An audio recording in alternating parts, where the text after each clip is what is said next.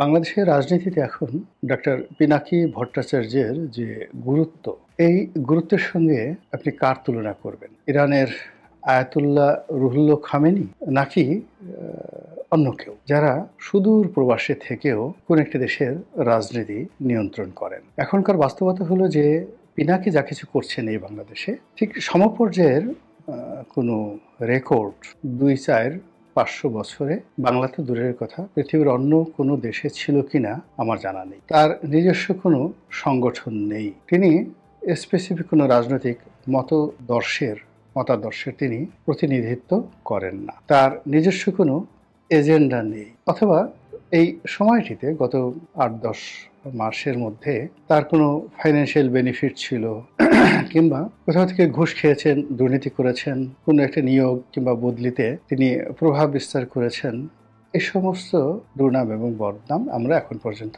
শুনিনি। কিন্তু তার কারণে এই সময়টিতে অনেক কিছু ঘটে যাচ্ছে বাংলাদেশে। তার কারণে মব হচ্ছে এবং তার কারণে বাংলাদেশের যে আওয়ামী লীগের, যেটাকে বলা হয় একেবারে কেবলাতুল আওয়ামী লীগ, সেটা ছিল ৩২ নম্বর। এবং সেই ৩২ নম্বর যেভাবে বুলডোজার দিয়ে ভেঙে ফেলা হয়েছে, যেভাবে সুধাসদন তছনছ করে দেওয়া হয়েছে, এবং আরো অনেক একই সঙ্গে মন্ত্রী এমপির বাড়িতে বুলডোজার তাণ্ডব চলেছে, এর হুকুমদাতা হিসেবে জনাব পিনাকি ভট্টাচার্যের যে সফলতা, এই সফলতার সঙ্গে আমি নিকট অতীতে অন্য কোনো দেশে এরকম কোনো আধ্যাত্মিক নেতা, গেরিলা নেতা, রাজনৈতিক নেতা, মিলিটারি নেতা এরকম কোনো কারোরই দেখিনি যে এরকম সক্ষমতাকে অর্জন করেছেন। এখন পিনাকির কথা মতো বাংলাদেশে অনেক কিছু হচ্ছে, এটা সত্য কথা। আপনি ভালো বলেন, মন্দ বলেন, এবং তার এই কাজ করার জন্য তার যথেষ্ট শক্তিশালী অনেকগুলো হাত আছে, দেশের ভিতরেও আছে, দেশের বাইরেও আছে, এবং এই হাতগুলো অজ্ঞাত। তাকে নিয়ে নানা রকম মিথ অ্যান্ড ম্যাথোলজি রয়েছে। কেউ বলছেন যে তিনি আসলে ইসলাম ধর্ম গ্রহণ করে ফেলেছেন, তার স্ত্রী যেহেতু মুসলিম, ইসলাম ধর্ম গ্রহণ করে ফেলেছে। কেউ তাকে নিয়ে খুব কটাক্ষ করছেন, আমারই আপনজন অনেকেই তাকে নিয়ে খুব কটাক্ষ করছেন, তাকে পিঙ্কু বলে বকাঝকা করছেন। তারপর ৩ ইঞ্চি বলে তাকে খেপানোর চেষ্টা করছেন। ৩ ইঞ্চি বলতে আসলে কি বোঝাচ্ছেন, তার বুড়ো আঙ্গুল নাকি তার যে তর্জনী, তিনি তো কিছু হলেই এরকম আঙ্গুল দেখান। তো ৩ ইঞ্চি বলতে আসলে কি বোঝায় আমি সেটা বুঝতে পারিনি, কিন্তু এই জিনিসগুলো তাকে নিয়ে ট্রল হচ্ছে। আবার তাকে নিয়ে মানুষের যাকে বলা হয় রীতিমতো আতঙ্ক, ভয়, শ্রদ্ধা, প্রেম, ভালোবাসা সব মিলিয়ে একটা যাকে বলা হয় জগা খিচুড়ি হচ্ছে। তার বাড়ি বগুড়াতে, তার গ্রামের বাড়ি এখন অনেকের কাছে তীর্থ কেন্দ্রে পরিণত হয়েছে। তার মায়ের সালাম করার জন্য, তার মায়ের সঙ্গে দেখা করার জন্য সব দলের নেতারা নিয়মিত যায়, এবং আমাদের মিডিয়া জগৎ থেকে শুরু করে ব্যবসায়ী জগতের অনেকে কেবলমাত্র পিনাকিকে খুশি করার জন্য তার মায়ের কদমবুচি করে আসেন। এটাই বাস্তবতা। আমি একটি টেলিভিশন চ্যানেলের মালিককে জানি, যিনি শেখ হাসিনার দালাল রূপে বেশ কুখ্যাতি অর্জন করেছিলেন। তো সবাই ধারণা করেছিল যে তিনি গণপিটুনি খাবেন এবং তিনি বিতাড়িত হবেন, কিন্তু তিনি এখনো বহাল তবিয়তে আছেন। তো জিজ্ঞেস করলাম যে কারণটা কি, পরে জানা গেল যে তিনি পিনাকির মায়ের কদমবুচি করে এসেছেন। পিনাকির মাকে এনে তার চ্যানেলে সংবর্ধনা দিয়েছেন, হয়তো বগুড়াতে গিয়েও দেখা সাক্ষাৎ করে এসেছেন। তো এই হলো পিনাকির গুরুত্ব। আমি এর আগেও পিনাকি নিয়ে আর একটা ভিডিও করেছি।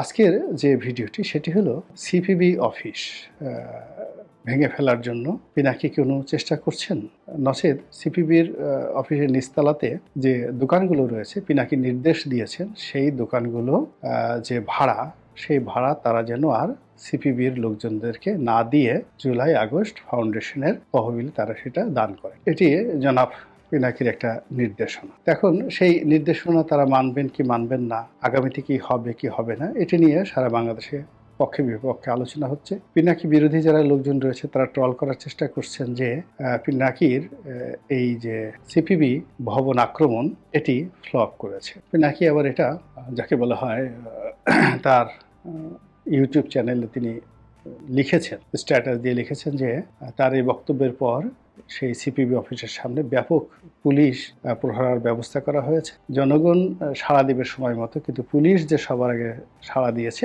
এটাতে তিনি সন্তুষ্টি প্রকাশ করেছেন। এখানে কেউ কেউ পিনাকিকে ভারতের দালাল বলার চেষ্টা করছেন এবং ভারতের এজেন্ডা বাস্তবায়ন করার চেষ্টা করছেন, কেউ কেউ তাকে আওয়ামী লীগের দালাল বলছেন, আবার আওয়ামী লীগের যারা লোকজন রয়েছেন তারা তো পিনাকিকে পারলে এখনই শুলে চড়িয়ে দেন। তো এই অবস্থাতে আসলে পিনাকি রাজনৈতিক ভবিষ্যৎ কি, অভিলাষ কি, তিনি বাংলাদেশে আসবেন কি আসবেন না, কিংবা ফ্রান্সে তার ভবিষ্যৎ কি, এই বিষয়গুলো সম্পর্কে আমি কিছুই জানি না। তবে এখানে সবার আগে বলে নেওয়া ভালো যে পিনাকিকে আমি পিনাকি কেন বলছি, এর কারণ হলো তিনি অত্যন্ত সম্মানিত ব্যক্তি, সবাই এখন তাকে পিনাকি দাদা বলেন।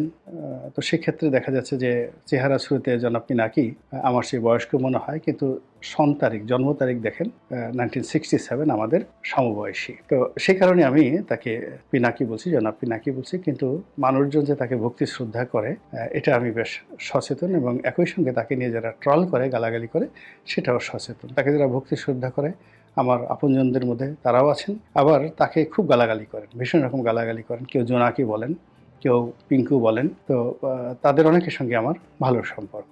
আবার পিনাকির সঙ্গে আমার কখনো কথা হয়নি, দেখা হয়নি। সম্ভবত বিচিন্তা অফিসে আমরা একদিন পাশাপাশি বসে দুজনেই সম্পাদকের সাথে কথা বলছিলাম। তো সেটা অনেক আগে, বিচিন্তা অফিস, সেটা আমার মনে নাই এখন পর্যন্ত। সেটা সম্ভবত তরঙ্গ কমপ্লেক্স, মগবাজারে না, ঠিক মালিবাগে।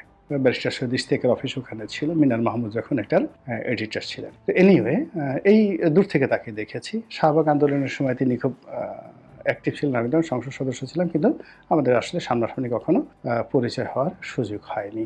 ইউটিউবের মাধ্যমেই তিনি হয়তো আমার ভিডিওগুলো দেখেন, আমিও তার ভিডিও দেখি, এই পর্যন্তই। এখন পিনাকি নিয়ে যে আলোচনা, সে আলোচনা হলো যে সিপিবিকে তিনি যে টার্গেট করেছেন এটা এখানে থামবে না, এটা সিপিবি খুব ভালো করে জানে। এর কারণ হলো বাংলাদেশে সিপিবিকে সবসময় আওয়ামী লীগের বি টিম মনে করা হয়। তো যারা আওয়ামী বিরোধী শক্তি, তাদের দীর্ঘদিনই সিপিবির প্রতি একটা ক্রোধ রয়েছে। 2 নম্বর হলো যে সিপিবির যে ভবনটি, এই ভবনটি 2 ভাগে বিভক্ত, এবং এই ভবনটি রাজধানীর সবচেয়ে গুরুত্বপূর্ণ একটা জায়গাতে। এটির প্রতিও বহু মানুষের ক্রোধ রয়েছে, ক্ষোভ রয়েছে, এবং এই একটা ভবন 2 ভাগে বিভক্ত হয়েছে, এটাও অনেকে পছন্দ করছে না। কাজেই একসময় সিপিবি করতেন, তারাও হয়তো এই যে পিনাকির যে অ্যাকশন, সেই অ্যাকশনের সাথে যে সম্পৃক্ত নন, এটা কিন্তু এই মুহূর্তে বলা যাচ্ছে না। তো যেটা বলছিলাম যে পিনাকির এই যে সিপি বিরোধী যে আন্দোলন বা হুমকি, এটি মূলত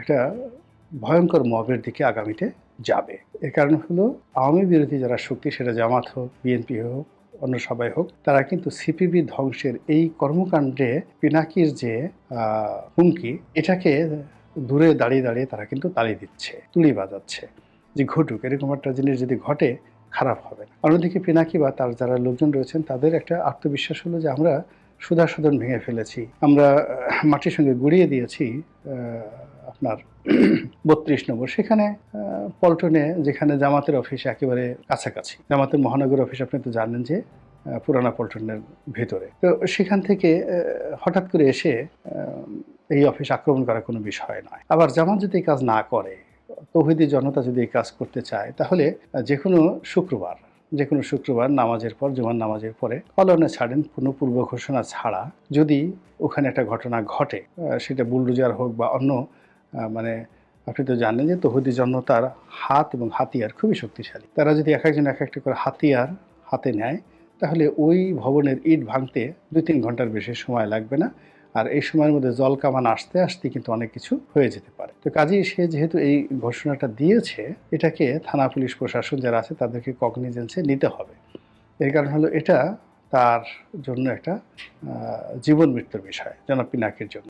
তিনি যদি এটাতে ব্যর্থ হন, একেবারে ব্যর্থ হন, আগামীতে এই ধরনের কোনো কর্মকাণ্ড তিনি আর করতে সাহস পাবেন না, আর কেউ তার কর্মে সাড়াও দেবে। আবার তিনি যদি সফল হন, তাহলে তিনি বাংলাদেশে রাজনীতিতে একটা নতুন মাইলস্টোন তৈরি করে ফেলবেন, এবং সেই মাইলস্টোনে তিনি অনেকের গ্র্যান্ড মুফতি, অনেকের গ্র্যান্ড ইমাম হিসেবে তিনি স্বীকৃতি লাভ করবেন। এমনকি তিনি এই যে বাংলাদেশের যে তথাকথিত গ্র্যান্ড মুফতি, সেই গ্র্যান্ড মুফতিকে যদি বলেন যে আমার সাথে এসে ফ্রান্সে দেখা করেন, এসে কদমবুচি করে যান, তাহলে দেখা গেল যে সেই তথাকথিত ভুয়া যারা গ্র্যান্ড মুফতি রয়েছেন, তারাও গিয়ে পিনাকির কদমবুচি করে আসবেন।